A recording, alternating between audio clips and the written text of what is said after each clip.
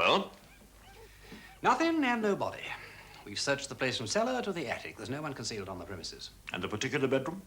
No sign of recent occupation. I trust your lordship is satisfied. I'm far from satisfied, Alcock. I'm not accustomed to healthy young women bursting into my house late at night in a state of abject terror, babbling about some kind of monster. You believed her story, my lord? We will ask the questions, Alcock. How do you explain it? Heightened imagination, Sir Maxwell. And what should heighten it to that degree? She's a young person of a romantic type, and she's been acting very oddly for the last few days. Give an example. Well, my lord, I have no wish to embarrass Mr. Bunter, but the fact is that Betty has, as they say, taken a shine to him. She's been going around talking to herself. Why, only on Tuesday morning, Mrs. Alcock heard her say, as clear as a bell, "My lord, this is my wife, Mrs. Bunter." It's quite true, my lord. And this evening, when she came back from the cinema, she asked straight out if I didn't think Mr. Bunter was like that there Raymond Navarro. I see no reason why a girl should not be attracted by Bunter. He impresses me as a most personable man. But if her story is without foundation, what could possibly provoke the state of hysteria we witnessed? I fancy, Sir Maxwell, it was something like this, with your lordship's permission. When she returned from the cinema this evening, Mrs. Alcock and I were out visiting neighbours. Hammond was on duty. He wanted to go to the McKennan Arms for a pint before closing time. The master always likes to have someone on the house as a precaution against burglars. Hammond, perhaps unfortunately, made some reference to this on leaving. Betty, finding herself alone and being a nervous type, worked herself up into a state and was the victim of some sort of hallucination, hence her panic flight. You're a very persuasive man, you know, Alcock. Thank you, my lord. Now tell me why the top floor of this house was placed out of bounds. Out of bounds, my lord? Is that what she told you? It's the only reason that she went there. Rather like Bluebeard's wife, don't you know, visiting the Forbidden Chamber. I can assure you, my lord, the top floor has never been out of bounds. Never? Except for the master's studio, my lord. When he's away, it's always the same. None of us go up there. Not even Mrs. Alcock to do the dusting. Then why did Betty go up there? We only have her word for it, my lord, that she did. We're wasting our time, Wimsey. Yes, I think we are. As Chief Constable, I'm warning you, all three. It is a serious offense to withhold evidence or in any other way to obstruct the police in the execution of their duty. Is that understood? Perfectly, Sir Maxwell. If I could inquire as to Betty's present whereabouts, only Mrs. Alcock and myself do feel some measure of responsibility. Glad to hear it. We left her in a state of some shock. Miss Selby and Miss Cochrane are caring for her tonight. Very satisfactory. Would there be anything further that you or his lordship might require? Not for the moment, Alcock. Then, gentlemen, if you'd step this way.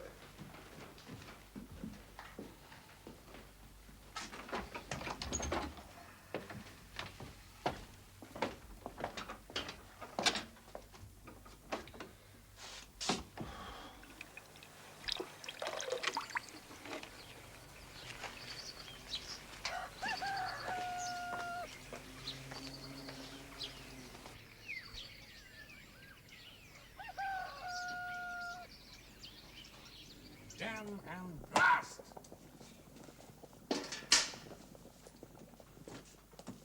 My lord?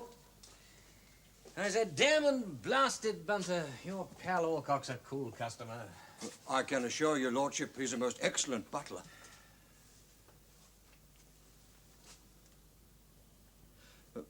May I say how much I appreciated your consideration last night, my lord? In not involving me. You see, I've known Alcock for a number of years, and there exists between us what you might describe as mutual esteem. It would have been rather damaging to his pride if I had been there when he was being put through the hoops, as it were. All I can say is he went through the hoops without batting an eyelid. Look here, Bunter, I believe Betty's story. I think those three last night were lying their heads off. Well, I'm sorry if I'm casting aspersions on your friends. The question doesn't arise, my lord, if their words or actions are at all suspicious, and they must be investigated. Straight to the point. Then let's not even raise the matter of hidden motives. Let us simply suppose that there was in that bedroom on Monday night a person whom Mr. and Mrs. Alcock and Hammond wish to keep concealed. Betty discovers whoever it was, and terrified, she runs in here to you for help. It then takes 2 stiff brandies and a jolly good 25 minutes before we can make head or tail of what she is talking about. Now then, the Alcocks could have returned at any moment after her departure. So assume that whoever it was in the bed alerts them instantly. We have given them a clear half hour before the police and I put in an appearance. Ample time to change the bed linen and put the place to rights. Quite. But knowing your lordship's thoroughness, you noticed nothing significant? Well, there was one thing, Bunter. Betty said that she dropped a candlestick beside the bedroom door. There was a small spot of candle grease on the carpet, which bears out her story, though it's not exactly proof. But hang it all, Bunter, they could easily have covered up this mysterious person's traces, but how the blazes did they make him vanish into thin air? They didn't, my lord. What's that? May I suggest, while Mr. and Mrs. Alcock were clearing up at home, Hammond drove this person to the station and put him on the 11:05 p.m. train to Dumfries. Are you telling me that there is a train from here to Dumfries at 11:05 p.m.? It is the very last train of the day. Well, that's it. Well, it must be. It has to be. Well, there could be an objection to that theory. What's that?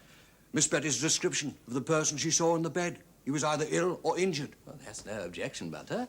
If our Mr. X was a stretcher case or even a walk-in wounded, it would only make him easier to spot. And I shall leave that to you. For my own part, the time has come to talk of many things to one or two of our red herrings. And to begin with, why not Ferguson? A thorough search of Mr. Gowan's house was then conducted and nothing was found. Subsequently... I've had all this from the Chief Constable. What about Dumfries? Well, I questioned the man in the ticket office and the collector at the barrier. Now, both had been on duty when the 8:45 left on Tuesday morning. Neither remembers Mr. Gowan. I thought as much. Now, further to the matter of Mr. Graham, at 11 a.m. on the morning the body was found, a man was seen hurrying along the far bank of the river, as though coming from the scene of the crime. It was Mr. Graham. 2 witnesses will swear to it. Now, Inspector... Reason to suppose that the crime was committed by an artist, well-known painter interviewed by our You've been talking to the press, DL. Oh, that blasted wee whippersnapper. Never mind the wee whippersnapper. You've given the game away completely. The fact that we suspect a fellow artist of Campbell's was the one thing I wanted kept dark. I admit he caught me out. It was just after I'd seen Mr. Graham. But I never said all that. You said enough for him to put 2 and 2 together. Mr. Graham refused point blank to answer any questions and threatened our correspondent with actual bodily harm. Bodily harm? You blithering idiot, DL. If you can't learn discretion, you would do it. You would do better to find yourself some other profession. Aye? Aye, it is. Oh, I see. Well, would you not like a word with... What is it, Jeannie? Hold on, please. It's PC Gow from Cretan, Inspector. Mr. Farren's bicycle's been found at the old lead mines. McPherson here. How do you know it's Farren's cycle? Was she? Is that the same place as Starkin? Aye. Well, that's good work. I'll be over. You needn't ask. He knows it's Farren's cycle because there's a label tied to it with his name and address on it. It means a search party. And you can tell his wife. Tell me one thing, Wimsey, and it's no good you pretending you don't know, because you do. Did Campbell die on Monday night or Tuesday morning? Whatever made you ask that? And why ever can't you give me a straightforward answer? Well, I mean, it seems such an odd question. Oh, perhaps Inspector McPherson didn't tell you about the picture. What picture? Well, the one that Campbell was painting at the time. The paint on it was still wet, you see, even though it had been put on with a copal quick-drying medium and had been exposed to the sun and a pretty stiffish breeze. So he must have been alive on Tuesday morning. No, Macpherson didn't tell me that. But what made you ask? Because, well, I've no problem about Tuesday morning. I caught the early train to Glasgow to see the exhibition. But the police went on about my movements on Monday night. Well, I spent all of Monday night here, and they became damnably inquisitive. Did they? Oh, well, I'm blessed. Well, that's why I wanted to know. You see, if there's any doubt about Campbell being alive on Tuesday morning, then it could put me in a bit of an awkward spot. Yes, I see your point. Still, I'd imagine anyone with a decent alibi for Tuesday morning was home and dry. Glad to hear it. I'd like your advice, Wimsey. I've never come up against the police before, and, Against them? Well, you know what I mean. They give you the idea they don't believe a word you're saying. So I thought I'd say as little as possible. What do you mean? You left things out? I answered their questions. They asked me if I saw Campbell come home that night, and I said no, I hadn't seen him, but I'd heard the car come in. And then I had a last drink and potted off to bed because I had to be up early. And that was the last you heard of him? Yes, except I've a funny sort of an idea. I heard his front door open and shut again, as if he'd gone out. I can't be certain. But I certainly saw him go out again in his car in the morning. Well, that's valuable. What time was that? Between 7:30 and 7:45. You mean you actually saw Campbell in his car? Oh, yes, I saw him all right. Well, I can only swear to his clothing and general appearance. Because of the angle of the wall, I couldn't see his face under that damn great hat. But, oh, I'm sure it was him. But you told all that to the police? Oh, yes. Well, what was it that you didn't let on about? A couple of things. First of all, a fellow came round that night and started crashing about on Campbell's door and using the most filthy language. Rather fortunately, Campbell was out because there were all the signs of a real shindy brewing. Who was the fellow? I'm afraid it was Farren. Well, well, well. Curiouser and curiouser. Yes. I popped my head out of the window and told him to stop making that filthy row. He said he'd had enough of Campbell hanging round his wife. Threatened all sorts of terrible acts of violence against Campbell's person. Of course, it doesn't mean a thing with him. He's always going in off the deep end. Then what happened then? And then he took himself off. On his two legs? No, on his bicycle. Ah, yes, of course. Look here, Ferguson, how much was there between Campbell and Mrs. Farren? Damn all of you ask me. I think Campbell used to get a bit sentimental about her in his cups. But she's much too high-minded to get herself into trouble. I can't stand her personally. And did Farren depart altogether, or did he come back later, by any chance? Well, that's just the thing. I don't know. Someone came later. When was that? Just after midnight. Somebody knocked on Campbell's door, and presently, whoever it was, went inside. I dropped off to sleep again. And you didn't hear the person go? No. But I don't think it was Farren, because I fancy I heard a car.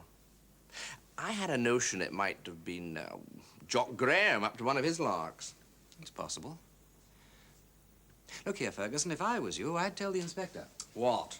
Just about the midnight visitor, or Farren, too? Both. Particularly about the midnight Johnny.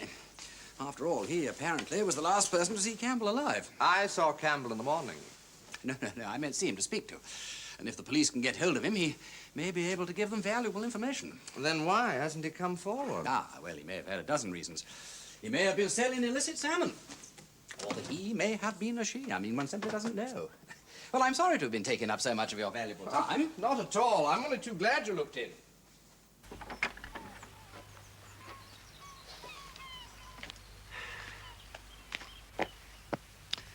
What a splendid sight. Yes, a favorite view. Well, I must be on my way.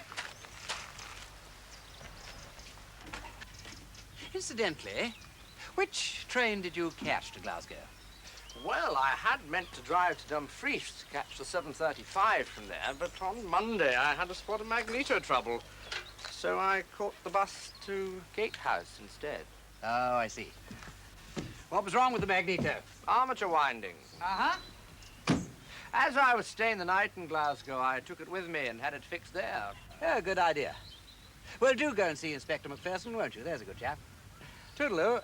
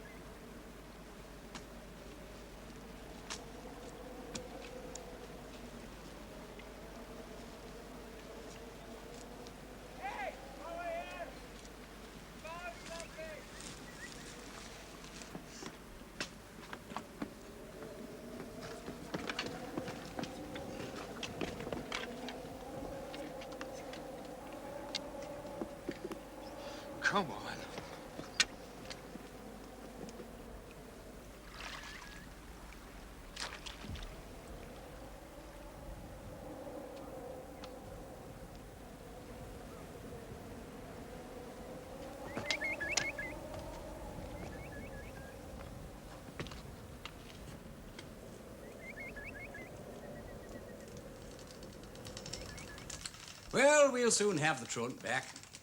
What makes you think that? All stations call.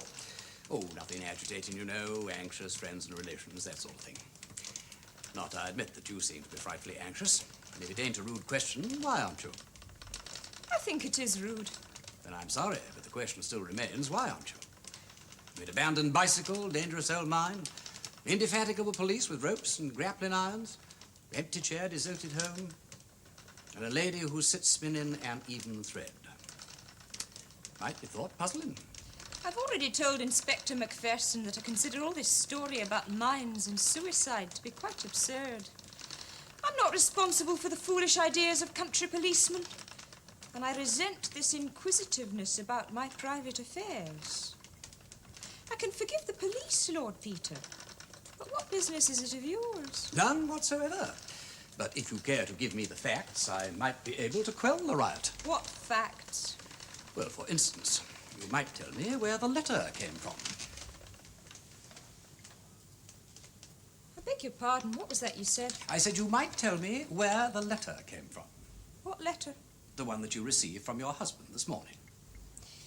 If the police have been tampering with my private correspondence, they can probably give you all the information you want.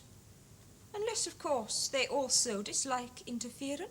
Well, since you admit the existence of the letter... I admit nothing of the sort. Come now, Mrs. Farren, you're not one of nature's gifted liars. When I last saw you, you were genuinely anxious about your husband, and today you are not. You did receive a letter. Why deny it? Lord Peter Wimsey, have you ever thought how contemptible you are? You're known in this district. Many people have shown you kindness, and you repay that kindness by coming into my house as a police spy, trying to bully and trap me into betraying my husband. Mrs. Farren, if it is a question of betrayal, then I beg your pardon. I can only say again, and this time as a warning, the sooner that your husband returns to give an account of himself, the better for him and for everyone else. Lord Peter, I am certain that my husband is innocent of murder. There's another reason for his absence. To be insulted was enough to be deserted as well. Ah, stupid of me. It's your own pride that you're sheltering, of course. I tried to look as though nothing was the matter. I didn't want to show Hugh up before his friends. Quite right. Besides, it might be thought that you yourself had failed in some way. I've always done my duty as a wife.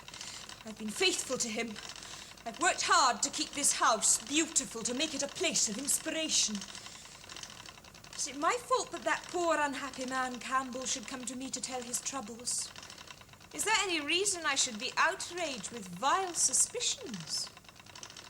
Or do you think there was anything more than sympathy in my feelings for Campbell? Not for a moment. And why couldn't my husband believe it? Because he's in love with you. Hugh Farren is a decent man. Is it decent to believe vile things of other people? Well, the two things often go together, I'm afraid. Virtuous people are generally rather stupid about those sort of things. If I were married to you, Mrs. Farren, I would know that under no circumstances would you ever be unfaithful. It would give other people a handle over you. Upon my word, your reason is more insulting than my husband's suspicions. You're quite right, it is. Go and see him. Tell him what you've been saying to me, if you dare. With pleasure. If you'll give me his address. There was no address, but the postmark was Ascombe in Westmoreland. Thank you, Mrs. Farren. I'll find him. Henry Strachan may know his address. What makes you think that? They were very close. I didn't know. Secrets I was not allowed to share. That sort of thing. Just part of a man's world. Yes. That's very touching to see two middle-aged men playing David and Jonathan. Goodbye, Mrs. Farren.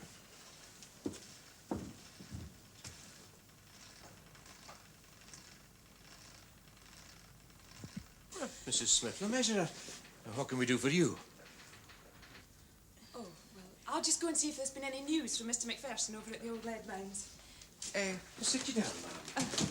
Thank you. Thank you. And what is it brings you here? This. I just wanted to ask whether there was any foundation for the dreadful insinuation in that story. That's as may be. What makes them say that an artist committed the crime? There might be some evidence to point in that direction. Oh, I don't. I thought perhaps the reporter had made it all up out of his own head. Do you mean he actually got that idea from the police? Well, I couldn't very well say. He'll maybe have caught it from some other irresponsible person. But the police do think that. Well, I'm not saying so.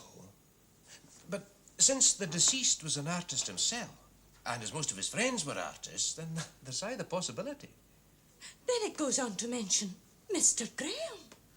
Aye, so it does.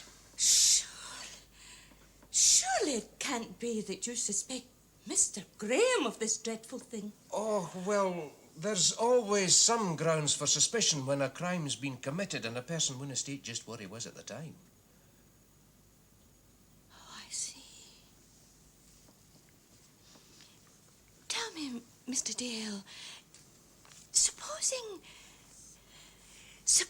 anybody were to clear your mind of this suspicion against Mr. Graham, it wouldn't be necessary to make the explanation public.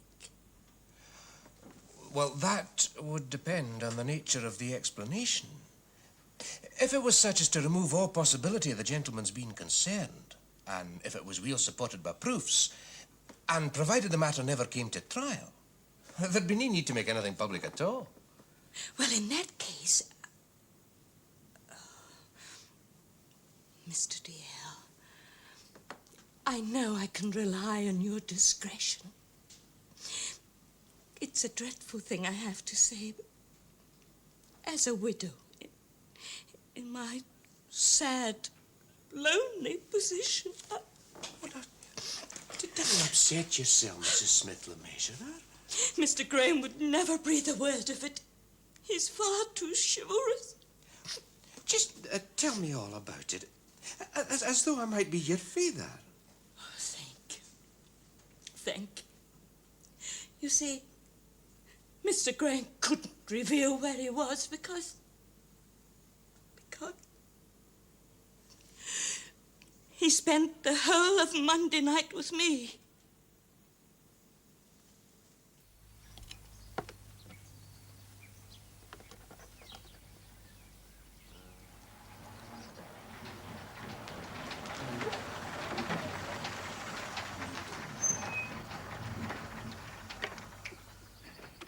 Now then, Butler. Anything to report on Betty's creepy crawler yet? The suspense is killing me. Only 3 people caught the 11.5 last night. An elderly couple, known to the man in the booking office, and a stranger, who booked as far as Drummore, which is just 1 stop past Coopering. Could he describe him? Quite dramatically, my lord. He was a man of small stature, and he wore a broad-brimmed black hat pulled way down over his eyes. He had a dark overcoat with the collar turned up, and he had a scarf wound round his chin. Oh, and he carried a small suitcase and wore dark glasses. Great Scott, he sounds like a spy out of cheap fiction. Just so, my lord. Anyway, I got in touch with the local taxi man at Drummore, a Mr. McNabb. Now, imagine his astonishment when a man in dark glasses offered him double fare to drive him to the Royal Stag Hotel at Dumfries. I can indeed imagine it. Anyway, I got in touch with the hotel, just to check. Now, a man in the name of Mr. Durant did book a single room there last night at 11 o'clock. The man in dark glasses signed in at reception, and he left to catch the early morning train to London via Carlisle. Oh, really, Butter, this is preposterous. It's beginning to resemble the plot of a Wilkie Collins novel. I require some stimulant.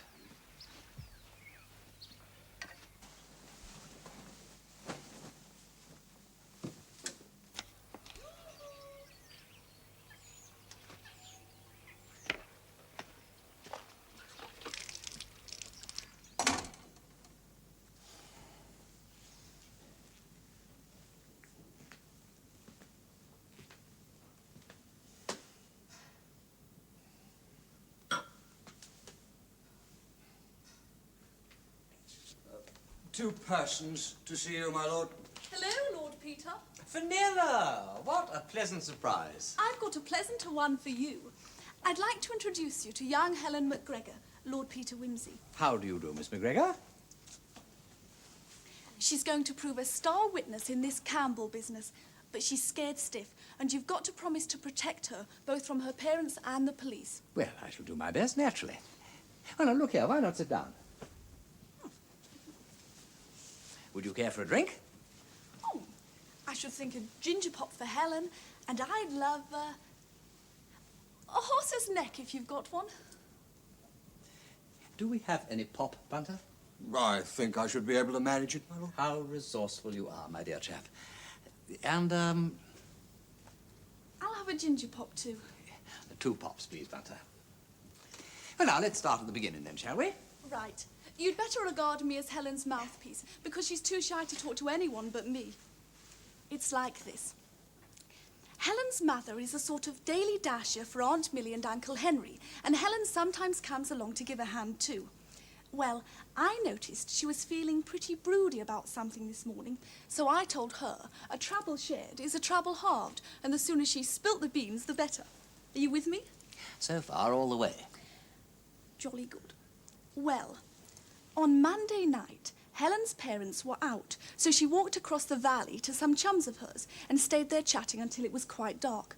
She suddenly realised that if she didn't hurry, her parents would be back before she was, and then she'd really be in the soup. They're very strict, you see. Well, she was nearly home when a car passed her going fast.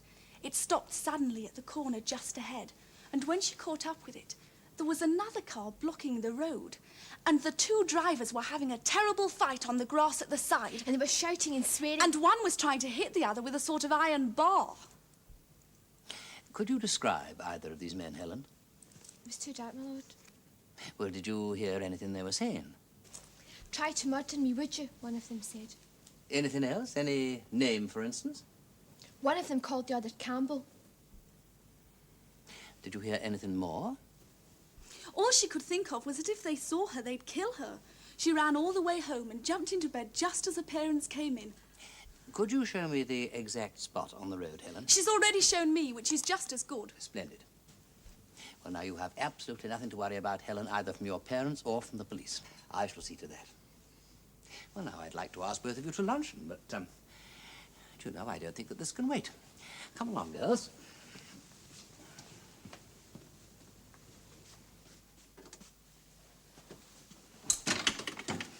Shan't be long, Butler.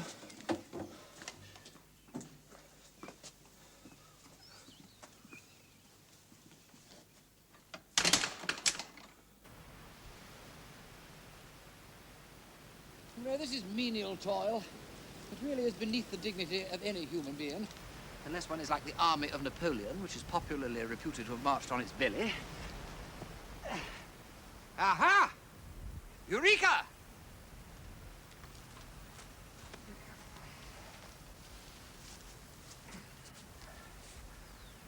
The murder weapon, Lord Peter. Certainly made that dent in Campbell's skull. But if it did, it lets out your hot favourite.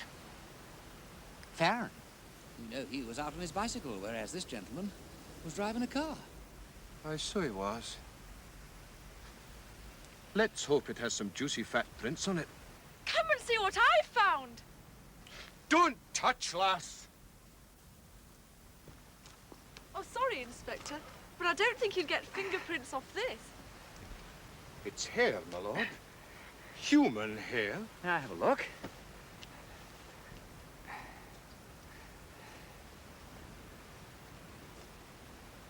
Did you ever hear of the Kilkenny cats who fought, leaving only their tails behind them? Now, here we have 2 gentlemen having a fight, and both of them spirited away, leaving only a tuft of hair. And it's soft and silky. A woman's. Could be. And it's been cut at one end. There's lots more around. And this doesn't look like woman's hair. Do you know, I believe you're right. It's the same colour, only it's much coarser. In heaven's name, my lord, what's been going on here? The mind boggles, don't it? Great Scott. Of course. Oh, Inspector, dolts and ninnies that we are, of course. Thanks, old Parker Bird. I am much obliged. Give my love to Polly, won't you? All right, old lad. Bung ho. Chief Inspector Parker says they ought to be able to round up Gowan in 24 hours. I still think it would be quicker to use some force on that toffee-nosed Butler. I stake my rank he knows where Gowan's hiding. I don't doubt it. But if he's been doing what I think he's been doing, covering up for his master, he'll find some way to warn him as soon as he knows we suspect. I must say I agree with Sir Maxwell. Aye, but it's certain Campbell and Gowan had a fight. Oh, I don't deny that. There was an encounter between them, all right. And a very odd one, too, judging by the evidence. But my sixth sense tells me that Gowan ain't our man. And the doctor says that spanner could have made the dent on Campbell's head, and there's a perfect thumbprint on it. If the print matches Gowan's... I might even eat my words, Inspector. But I don't think we ought to lose sight of our other red herrings. Has Ferguson been to see you? Aye. And Dale's checked at Gatehouse Station. They know Mr. Ferguson.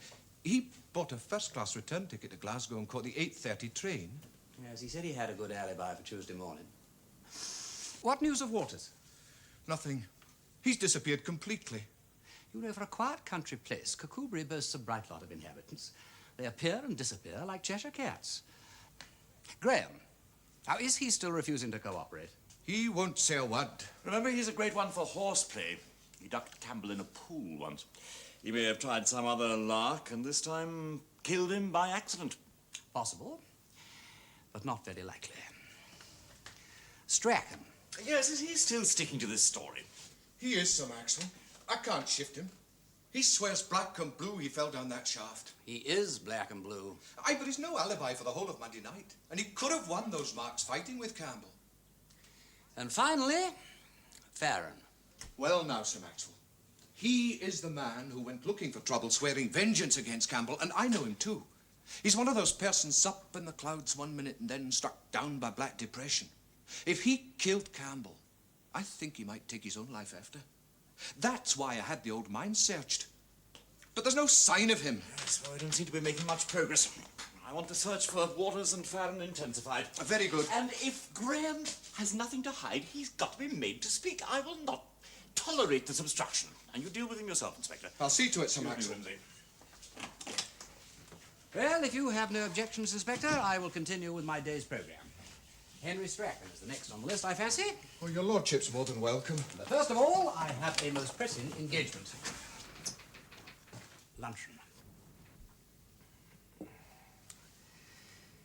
High tea rather than luncheon. High tea? A meal not to be despised, Bunter. True, you have served me with a treat manière instead of a kipper and a bottle of puy fumé instead of a mug of tea.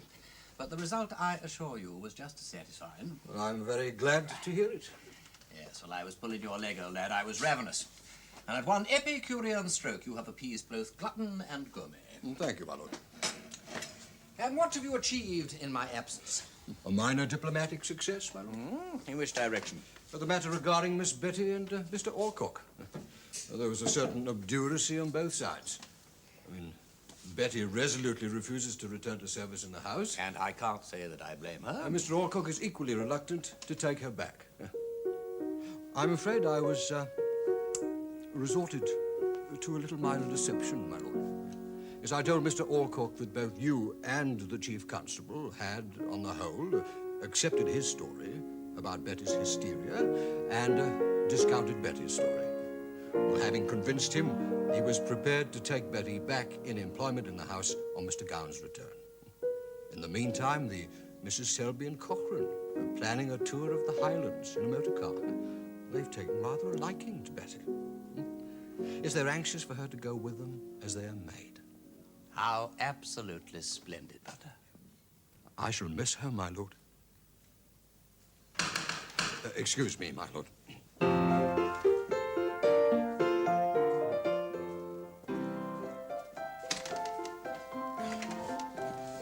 I say, look here. Hey, Wimsey. Chuck, my dear fellow. Mr. Graham, Look here, my Wimsey, lord. I'm in the most ghastly hole. It's too awful. You're up to your neck in this thing. Have you heard about it? Go to. Where gettest thou that goose look? It's only just been sprung on me. What has?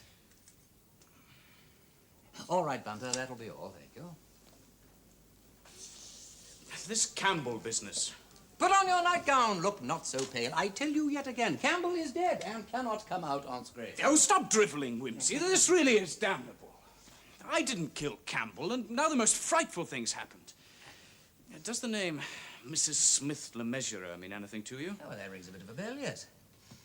Oh, by Jove, yes. Last year, sale of work for the Episcopalian Church, she cornered me. The only way I could escape was by buying a green silk sachet embroidered with the word pyjamas in her own fair hand. She's a man-eater, Wimsey.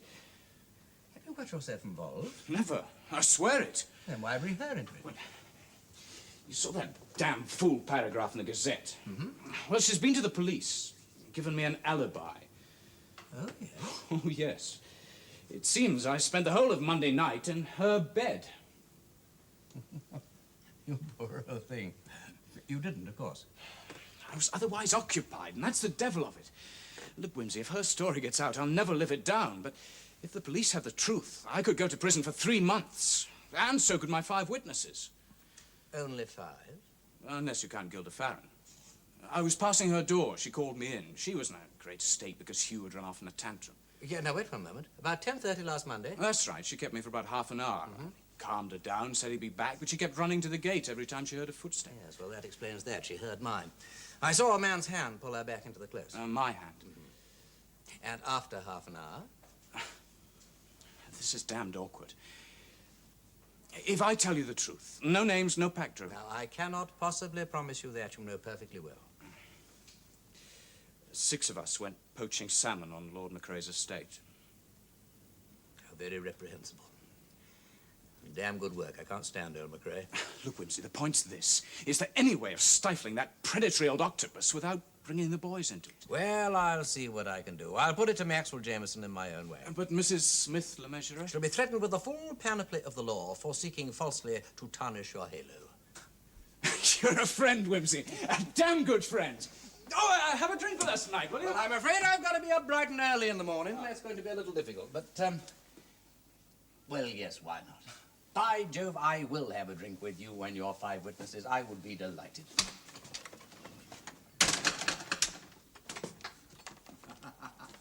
Bright and early, my lord? Yes, I have got to drive down to Westmoreland, Bunter. Very good, my lord. What shall I pack? Well, just an overnight bag, if you would. It has been a full day, if I may venture to say so. Both full and satisfactory, Bunter. And it ain't over yet. I have one more call to make. Bunter. My lord? Bunter, what thoughts do the words David and Jonathan summon to your mind? A quotation, my lord. I am distressed for thee, my brother Jonathan. Very pleasant hast thou been unto me. Thy love to me was wonderful, passing the love of women. Thank you, Bunter.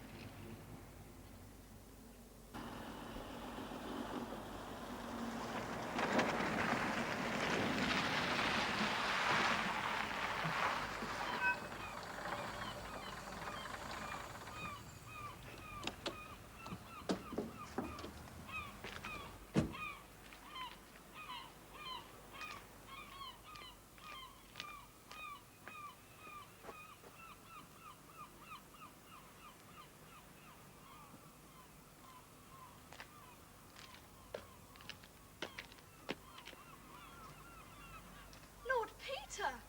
Hello, Fenella. Is your uncle in? He's out painting. Oh, but do come in. Well, no, thank you. I think I'd better not. You don't know where he is, by any chance? Absolutely, because Aunt Millie and I drove him out and dumped him there. Go down to the Carrick shore. About half a mile along, there's a sort of huge, great granite rock. He's sitting on the top, painting the Isles of Fleet. You can't possibly miss him. Never with such succinct directions. You know you've been a great help in all this business, Fenella. For the last time, I'm afraid. What does that mean? Uncle Henry thinks the present atmosphere up here unsuitable for someone of my tender years. I'm being packed off back to London tomorrow. I never thought I'd be sorry to go. I don't expect we'll meet again.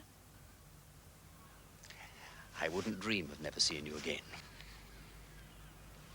Here is my London address. Come and have tea with me when I get back. Goodbye, Fenella.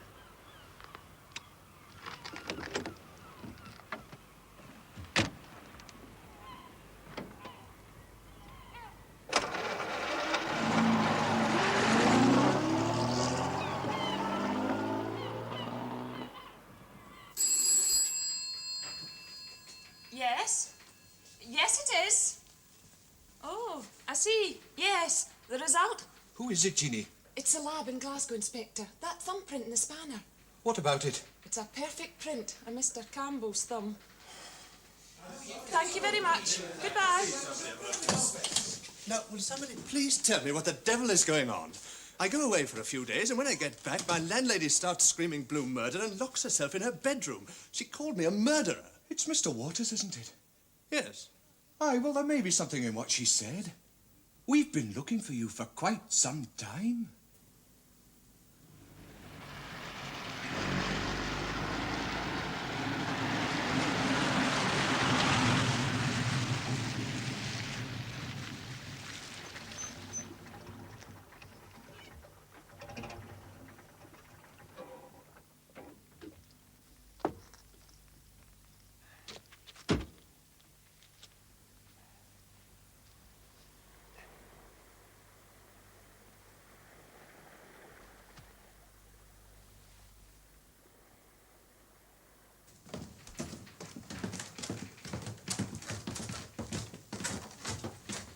As far as I am concerned, it was a lot of fuss about nothing. Yes, well, I think we'll be the best judge of that, Mr. Waters. Sir Maxwell. Exactly what have you been doing since last Monday night? I've been sailing with the bloke, that's all. What bloke, Mr. Waters? Tom Druitt, my old college friend. Let's go back to the Monday night, Mr. Waters. After you left the pub. Well, I walked home with Wimsey and said good night and went straight to bed. And then I heard some idiot chucking stones at my window, and there was old Tom. What time was that? Soon after 11, I suppose. Anyway, I told him I had to be up bright and early in the morning to catch a train to Glasgow, but he said he had a much better idea. He had his boat, Susanna, lying off the dune, and why didn't we sail up the Clyde to Glasgow? Make the trip in 2 or 3 days. Frankly, I was in two minds. So what did you do? I went off to have a drink with him on board, and then Tom drove me home. Go on. Oh, well, I had a damn good night's sleep, and then when Mrs. Ellison woke me in the morning about 7-ish, I saw that the weather was fine, and I thought, well, why not, after all? So I took my bike and pushed off. Did you tell Mrs. Ellison where you were going? She knew I was going to Glasgow. It was no concern of hers how I went. I cycled over towards the dune, signaled to Tom, and he came and took me off. What did you do with the bike? I shoved it in a little shed up there among the trees. Anyway, we dropped down the estuary on the morning tide and made the Mull about tea time and anchored just outside Loch Ryan. Wednesday, we lazed about a bit, did a bit of fishing, but then the weather turned very nasty, and Thursday was a real beast, raining and blowing like hell. That was when the boom caught me. After that, Tom gave up, so we put about and headed back towards the dune. So much for my sea voyage to Glasgow. When did you get in, Mr. Waters? About 2 hours ago. I collected my bike from the little shed and cycled back to my digs. I must say I didn't get quite the welcome I expected. And where's our friend Mr. Druitt now? He's on Susanna, down at the dune. He'll be there a few days, I suppose, making things shipshape again. Go and see him, will you, dear? And if he can corroborate your story, I don't think you've anything further to worry about, Mr. Waters. Thanks very much. I can go now? Yes, we know where to find you. His story tallies with Mrs. Ellison's. Yes, it narrows the field. Yes? Yes, it is. Hold on, please. It's Scotland Yard, Inspector. Macpherson here. Hello, Chief Inspector Parker. Gowan. Oh, but that's fine. Very good, Chief Inspector. If you could get him on a train as soon as possible. What ho, Strachan? Wimsey. Your delightful niece told me that you were here. Delightful. That's a matter of opinion. It's my opinion that she's going to turn into a very remarkable young lady. Indeed, but it can't happen too soon. As far as I'm concerned, her presence here is an annual penance. Good, vigorous stuff. Your injury's not hampering you? First time out. Had to try my hand again. Mm-hmm. You use very big brushes. Broad, sweeping style. Campbell used a knife a lot, didn't he? Yes. It's a quicker work with a knife. It is, generally speaking. Mm-hmm. Do you work as fast as Campbell did? Not quite as fast as he would with a knife. But using my own methods, I could probably produce the sketch as quickly as he could. How much longer do you need on that? Another half hour. Your interest is very flattering, Wimsey, but I doubt if you came all this way to admire my work. No, that is partly true, I'm afraid. I did want to ask you one or two questions. What about? Your story about falling down that mine shaft. Well? Police are skeptical. Damn the police. It's their job to be. Bloody interfering Macpherson. It's a miracle I'm here talking to you and not dead and rotting at the bottom of that stinking shaft. Personally, I find it such a preposterous story. I'm inclined to believe that it's true. Thanks. No, not a bit, not a bit, not a bit. No, I think you fell down that shaft and had a miraculous escape. I honestly believe that that was part of the night's adventures. What are you insinuating, Wimsey? Well, I'm not insinuating, really. But I have to consider all the possibilities. I mean, Farren had threatened Campbell. Campbell had threatened you. Are you accusing me of having anything to do with his murder? I'm not accusing anybody of anything.